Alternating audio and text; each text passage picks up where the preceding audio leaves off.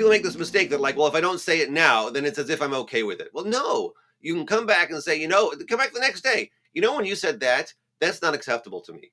The Yeah. message gets across loud and clear. In fact, it is much clearer when the message is delivered like that than when you scream like a crazy person.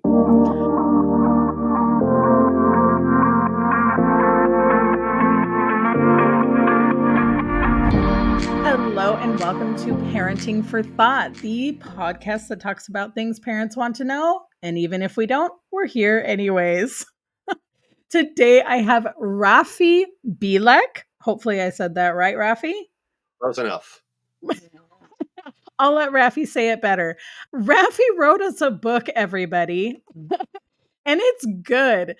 Raffi wrote us the Couples Communication Handbook, the skills you never learned for the marriage you always wanted. But actually, I would argue it's the skills you never learned for the relationships you always wanted. This stuff is good. I've read through the first 2 chapters, and this is stuff I've been saying, I've been preaching for decades. I love it. I want more of it, and I want everybody listening to have this in their hands. Raffi, you can talk about your own book so much better than I can. So why don't you tell us about who you are and what you wrote? Yeah, sure. I could talk about myself all day long. But yeah, you're right. It really is relationships broadly. But I figured in order to be able to sort of write to a particular audience, I toned it down a bit. I kept it to a certain, but we can definitely apply the same principles all over the place. Yeah, so I've been a marriage counselor for over a decade, and it's really my passion. I love helping people get these connections dialed in and make such a difference in people's lives when their relationships are going well.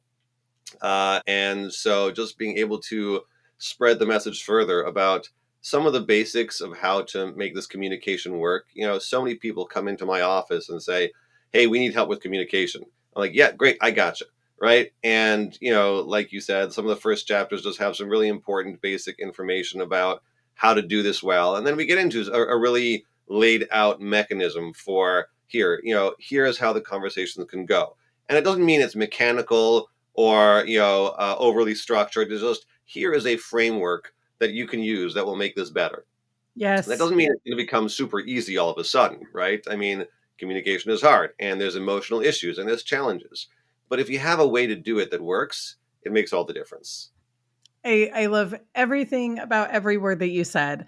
This is a topic I'm really, really passionate about, and I see it play out in the families that I support, right? I see when parents are struggling to know how to communicate to their kids and they're struggling to communicate with each other, especially when there's these huge emotional spikes, which are a supernatural part of being in close relationship with anybody.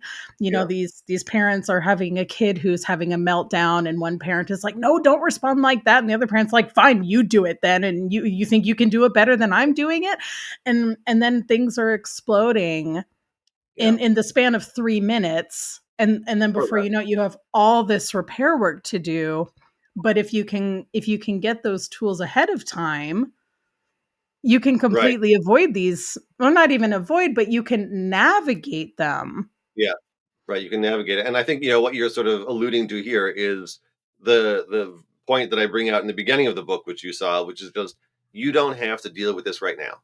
Right? Whatever is going on, it can be so frustrating. You're watching the other parent manage a situation and you don't like it. I have been there many times. The best thing to do is to shut up and wait until later. Short of something very dangerous. If someone's getting hit or there's violence or something, if there's an emergency, you will know there's an emergency.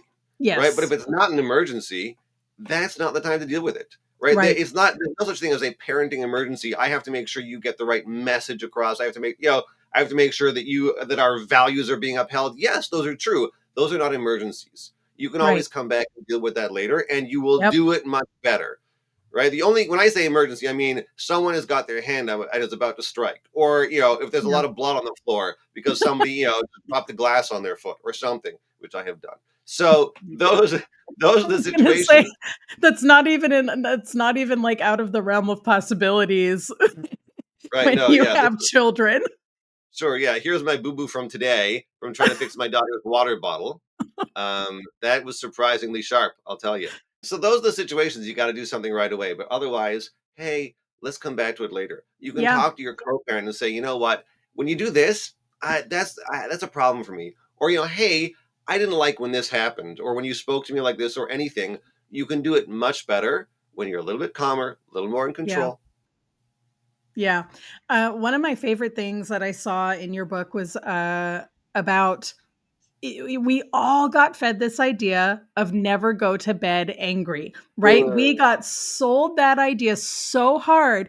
We got that pounded into us and told, if you want to have a successful marriage, this is one of the cornerstone tenets of having a good marriage is don't go to bed angry. And the damage that's done, Raffi, right? Like, Yeah. tell me the I, damage that's done. I heard somebody once tell me he has friends who live by this and it works well for them. I don't really believe him. I mean, I don't think he's in their bedroom, so I don't think he knows. I mean, I talk to clients about this frequently, and we all agree what happens, right? So now, something happens just before you want to go to bed. It's 11 o'clock, and you think, well, we got to discuss it so we don't get to bed angry. So what happens? Now it's 3 in the morning, and you're still angry, and now you're a wreck in the morning to boot. If Mhm. you're angry, when you're ramped up, you can't do it well. Nobody can. Right. I can't, right? And I've been teaching this for years. You take a Yes. break. You know what? What's the worst thing that'll happen? You face the opposite direction of the bed, and everybody's grumbling, and it's awkward because we all know we're angry at each other. Okay, that is very manageable. That does not do Yes. a lot of damage to a relationship. What does Right. damage to a relationship is the part where you get at like 1:23 in the morning when things flip to the nasty name calling. That's when it's a problem. That Oh, does a yeah. lot of damage. And again, the same thing with kids, of course, right? Calling your kids names, bad idea. I have definitely wanted to do that, right? Sure. I totally understand the instinct to smack your kids. I got four of them. I know what it's like. Oh my gosh. That's a Yeah, lot of kids. it's a lot of kids, and it's just not helpful to hit them. No. I So you and got to calm down. thank you for admitting that, this idea of the urge to smack your kids. Yeah, There's I have encountered so many parents who over the years, they're like, "Oh my god, I had the dark thought." And I'm like, "Yeah, and guess what? You didn't do it.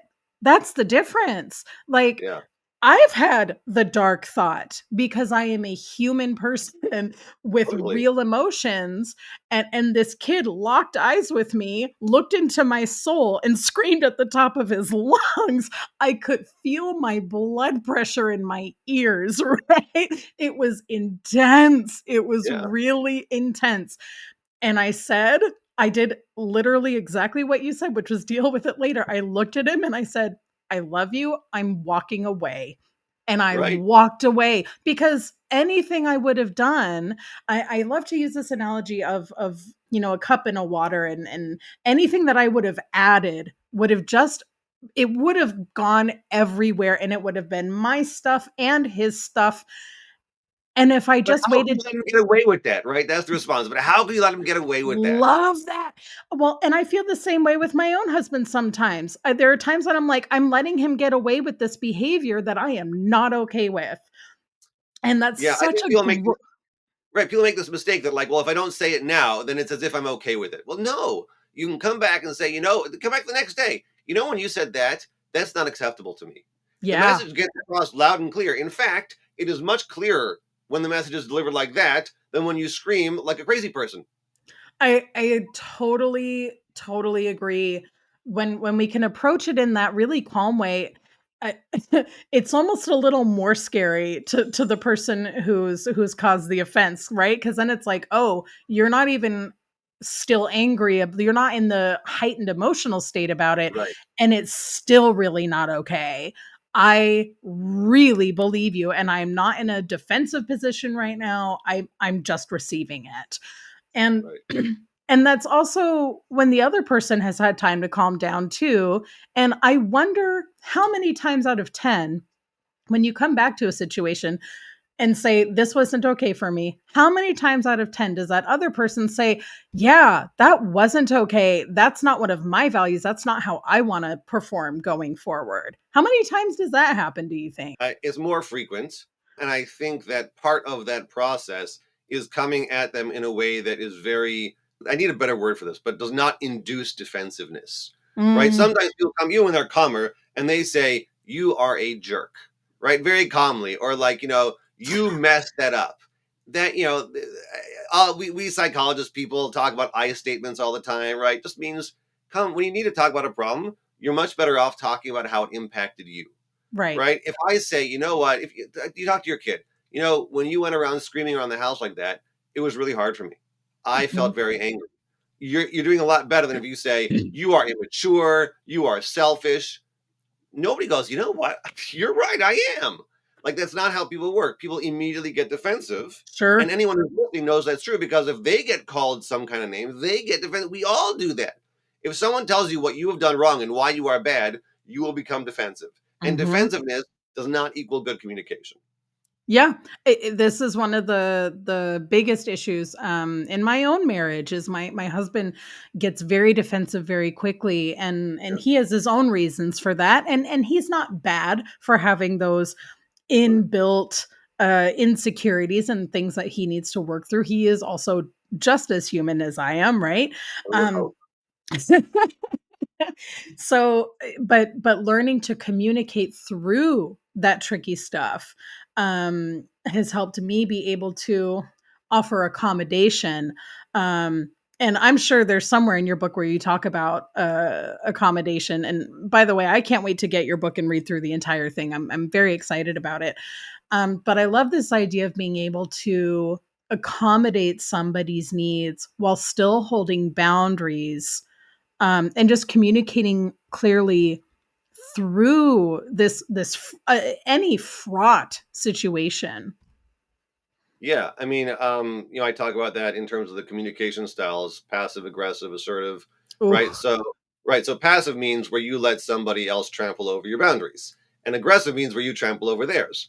But assertive means, like you were saying, you hold your own boundaries and you do not trample somebody else's. I respect your hmm. boundaries, but I respect my boundaries. And being able to communicate that way is really fundamental to the whole process I describe, which I call empathic dialogue, where Oh, we are able to love that. dialogue. It's where we dialogue with each other in an empathic way. Obviously, it's not a particularly creative name, but it gets the point across. You heard it here. You heard it here. You heard it first. Empathic dialogue. Now, I love that. And again, this is exactly what I tell parents all the time.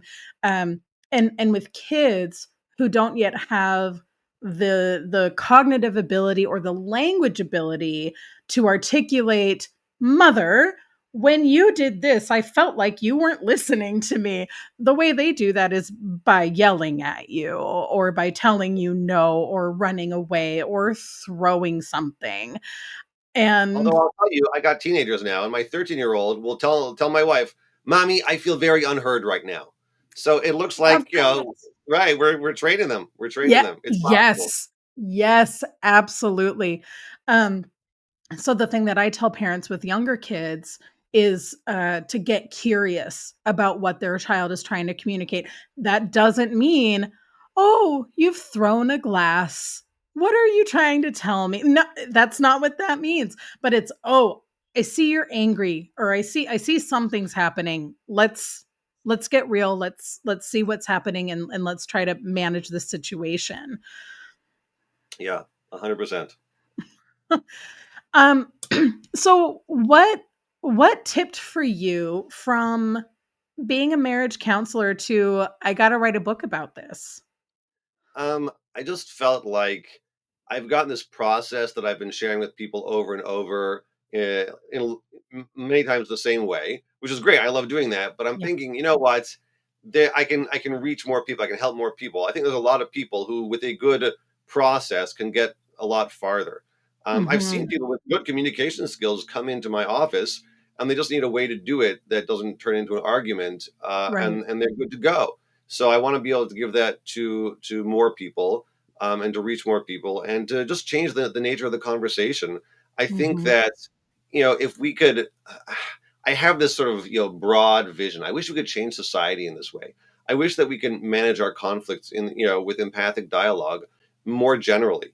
And this applies Yes. not just to, the one-on-one relationships, but so many of our crazy political issues and nationalistic issues and all these Yes. things. Like, you know what? You have a story and I have a story. You have a perspective and I have a perspective. Yeah. Most people in the world are not diabolical or evil or sociopathic. There are Right. some, but most people Very have an few. explanation for why they believe what they believe and Yes. why they want what they want. And I kind of wish that we had a society more like that. And I hope I can sort of push things in that direction. Yeah, it's this is something that I rub up against a lot as a leftist. It's very there's this conversation about not tolerating intolerance, and there's a separate place for why does this person believe what they believe? It came from somewhere. Sure. It's not that very just like you said, there's very few sociopaths and psychopaths running around us, Yeah. percentage-wise. That's not why people are believing hateful things. They're believing hateful things for some reason, that from individual to individual, we don't know. Now, that doesn't mean that it's our job to go dialogue with that person to ensure our own safety from them. This Right. is, That doesn't mean that you're going to talk to everybody about every issue, but yeah. anybody who comes your way who disagrees with you, even strongly, they're coming from somewhere, and for us Hmm. to be able to talk to them in a way that does not become a fight Yes. would just change things so much. I mean, here in the U.S., it's everything is so politicized right now and so partisan, and the lines are drawn, and it's a shame. Like we all share many values. I mean, I think you and I are politically quite different, and yet we both agree that freedom is important, and autonomy is important, and connection, and respect, and nonviolence, and things like that. We believe many of the same values. Okay, so we can discuss together. Like we could understand how our similar values play out in different ways. We Right. could offer empathy to the other person. I'm sure we would come out disagreeing strongly on many things, and that's okay. Sure. Like that's the way the world is designed. People are different. People will have different opinions. We could do this with a lot less hatred and anger than there is out there. Yeah, it's there are areas where, hard boundaries are necessary when it comes to your Sure. personal safety, when it comes to your emotional safety, which is part of personal safety. There do need to be hard boundaries, and there's nothing wrong with that. For example, trans rights. I'm never going to hold space for somebody to be intolerant of trans rights when they're in a shared space, but I can still hold that boundary without it being a fight. And that's the Yeah. part where not only am I protecting the people around me from something by not allowing that to cross that threshold, but I'm protecting my own space, my own peace by not engaging in a fight. Yeah. And yet we could still dialogue about those values afterwards. Not, a public space is probably not the way to do it, but we could certainly have a dialogue about whatever comes up in a respectful way. And again, when something comes up, that's not the time necessarily. It's not an emergency, and doing it in a way that talks about my experience versus you're a big fat jerk, and being empathic towards the other person. There's a lot of these things. Again, I talk about it in the context of marriage, but I think many of these principles apply universally. Absolutely, which is why I was so excited to have you on the podcast. I mean, my audience is largely going to be married couples with children. So yeah, buy this book for that reason. Buy this book so that you have great communication with your partner about your values in the marriage, and how you want to talk to each other about your values around parenting, how you want to talk to your kids, how you want your kids to communicate back with you. But just as we've been saying this whole time, it extends so far with your parents, with your friends, with your kids' teachers, right? There's a lot of conflict there when teacher says little Johnny's been doing this and that, and you're going, my perfect little Johnny? There's no way. These strategies are strategies that apply across the board. Yeah. And I think it would be so helpful for people in so many ways. And again, really, I mean, it starts in the home, right? I mean, it's true Yeah. that this applies everywhere, but who do you talk to more, and who do you need to be closer to than the person you're trying to build a life with. Parenting is a great example of something that is not an emergency. It's very important, but rarely is there an emergency, and we have to be ready to have conversations over the course of a lifetime. Yeah. People want instant solutions to a problem. It's not about that. It's more about the dialogue. Like, we have got to be able to talk about our differences. I'm sure you've worked with couples where they feel very strongly different about how to raise kids. This one wants to be, very strict and rigid. This one wants to be very open and loose, and that can be challenging. Being able to talk about those differences in a way that leaves us on the same team is so critical for the marriage and for your kids. Love that. Yeah, one of my favorite things to talk to parents about is being on the same team with your kid, fighting the problem rather than Right. fighting each other. I use this in my own marriage. I use this with my dog. I use this with the kids that I work with. Right. Yeah. I think that's one of the underlying themes of the book is that even though there will be conflict, you can be on the same team. You can work this together and feel like we are working on the problem together, even though there's a problem between us. I am mad at you, yet we are working on it together. Love that. And that's so intimate, right? That's so beautifully intimate to Yeah. be committed to your partner and together committed to resolving your conflicts. And I'm reflecting on my own marriage, thinking about how much beauty there is in those moments where we do wait. Even just yesterday, my husband said something and I looked at him and he was like, "Yep, that wasn't okay. Don't know where that came from." And I was like, "I think you should go for a walk." And he was like, "Yeah, I think I should too." Good. And Right. he went for a walk and he came back and he was like, "Wow, I feel so much better now." And I was like, "Great. I'm glad that's over." And we completely avoided the fight. Yeah. It did Right. not need to happen, and there was so much beauty and so much trust built in that moment using these de-escalation techniques Yeah. rather than escalating it up and having to piece by piece take it down, peeling that onion for God knows how long. Taking a break is so critical. People find this difficult sometimes, but it's so important. I do this myself. Just recently, I got irritated with my wife, and I said to myself, okay, time to shut up. And I held on to it for like 2 or 3 days, not like sitting there stewing. I just put it on the Right. side and I checked in with myself and I said, nope, not ready to discuss this yet. Right. And then when I said, I could talk about this and not lose my cool. Great. Now it's time. And it took us a couple days to get there, and that's okay. Love that. Can you speak a little bit more about this difference between putting something to the side and putting something on the back burner? Right, or under the rug, right? I'm not a Yes. fan of rug sweeping, right? You don't sweep under the rug. Um, we talked about the going to bed angry thing. I find that for most of us, when you wake up in the morning, about half the things that bothered you last night just aren't a big deal anymore. And not in the sense of like, okay, I can't talk about this, but just like, I was tired. It's not a big deal. And it goes away. So that's great. But then there's the other 50% that you do need to talk about. You have to explain, this hurt me, or I'm angry about this, or like I'm worried when you said this that it means that. Great. Mhm. So now, if you are still very irritated, and again, it took me a couple days to get to the point where I could bring up this topic in my head and not be irritated again. Yeah. So, okay, you know what? I'm still irritated. We'll put it back down.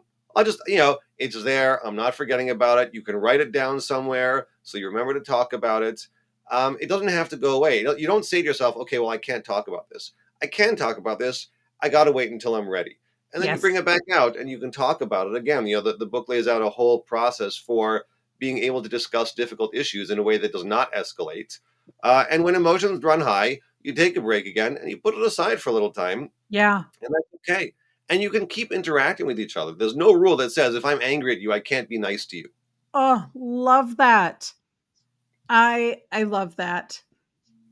Right. We think sometimes like I have to show you that I'm mad. I'm not going to be nice to you because of what you said to me. Like it's not really the way it works, right? If it's always going to be tit for tat, like there's going to be a lot of back and forth ping pong in this relationship. Okay, you hurt my feelings. I didn't like it. I'm not ready to talk about that. I'll put it aside. Let's go bowling with the family, and we'll still have a good time, right? Yeah. No, no, it's not going to come across that like, oh, everything's forgiven.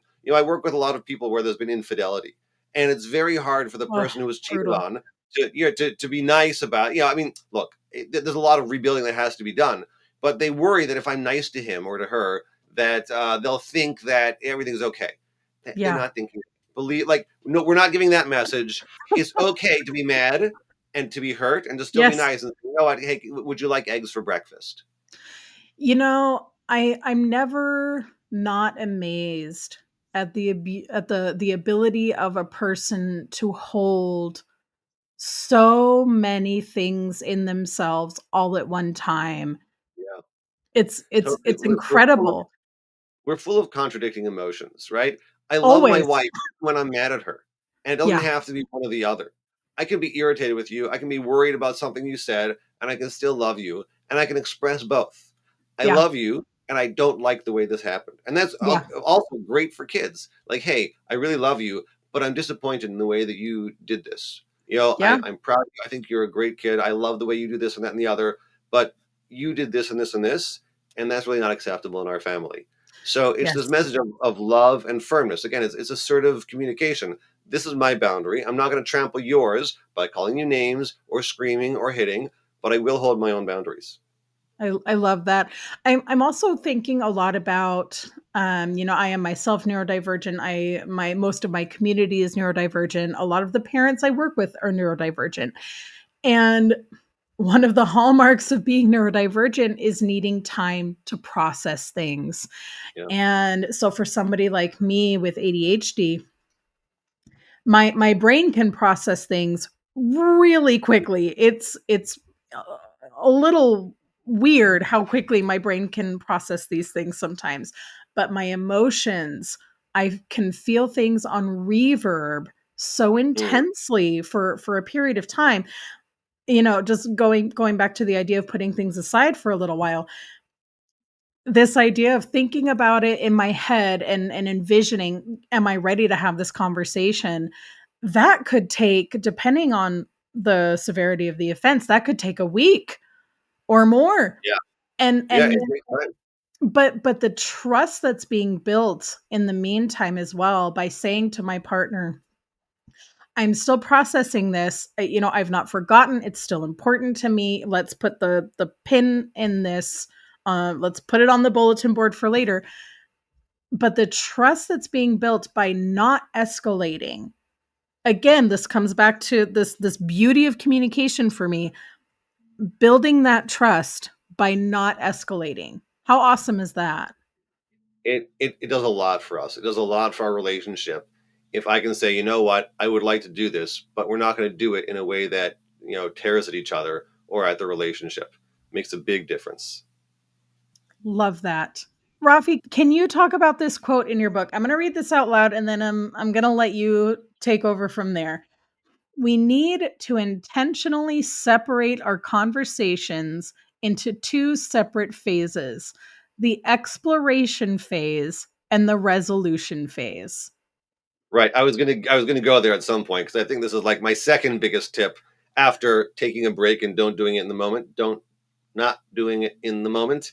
So this is right. This is I think the other chapter that's up there that you got, which is an important mindset shift that I think helps people. When we sit down to discuss an issue, it's really important to figure out what the issue is before trying to solve it. You can't solve a problem you don't understand. Love And it that. sounds pretty obvious, but we do it all the time, right? So, you come in and your husband left the empty jug of milk in the fridge, right? So, yeah, I don't like that you let the jug, okay. And then, so he goes out and he gets another jug of milk and he puts it in the fridge and now it's better, right? No, it's not No. better because the problem is not that you were out of milk. That's part of the problem. But the other problem is you're annoyed at him. He never listens to you, or he doesn't take care of the things that you need in here, in the house, or you asked him and he forgot and he never, all these things that are going on inside your head that Yep. need to come out, or we're not going to solve the problem. Yep. And if we run right to the resolution, then we're short circuiting the process, and I'm still going to have stuff that I'm mad at you about. So to be able to Yes. stop, I do this all the time with my wife. When something's going on, I say, "Hey, you know what? Let's talk about our feelings, and then we'll get to resolution. I know it's really kitschy to talk about our feelings. You can use whatever language you want, but that's what's going on. Something came up with one of our kids, and we're both frustrated. Okay, before we decide how we're going to handle this, let's talk about how we feel about it. I'm really worried about her future because of this, that, and the other. Like, I'm more than I'm worried. I'm really angry that she would think to do whatever it is. We have to get that all out so that we know what is on our plate.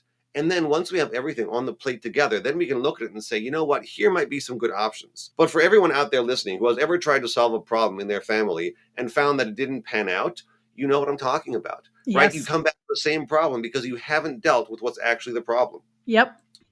Being able to divide it into two. Let's just talk about, we're not going to solve the problem right now. I tell this with myself, my wife, my clients. We're going to talk about this, and we are not going to end this conversation with a solution. Afterwards, maybe right How afterwards, freeing is that? That is very so freeing. right. We I do don't not have have to to. solve this problem right now. Right. It feels important to do so. And we may get to the resolution conversation right afterwards, but until we get everything out about how we feel, the solution is very difficult to come by. But once you know what you're dealing with, the solution is much easier to come by. Solutions often are pretty easy to find once you know what the issues are. Like, oh, you're worried about this. Oh, I didn't even realize that. That happens all the time. I don't know what's in your head until you tell me what's going on. I don't know what's really bothering you here. I think I have an idea. I know part of it, but there's so much more. We're so complex as human beings. There's so Yes. much in there. Wow. I love that. I'm totally walking away with an aha today of I don't have to solve this problem right this minute. Right. There may be a problem and it may need a solution, but you don't have to do it now. In fact, you can't do it now. Right? I mean, in no other realm of life do we assume, okay, you walk into your work and like we got to figure out the marketing plan or whatever it is. Like, you don't walk out of there like, okay, here's it is. Like, okay, let's talk about here's the issues, here's the numbers. Here, there's a whole discussion first. Right. You don't just walk out in one day with a plan for the whole business. You do research and all these other things. You need to know the information. What is the problem before I can solve it? 100%. I love that. So I feel like you've already answered this, but as we've said, people contain multitudes. So maybe you have something new to offer.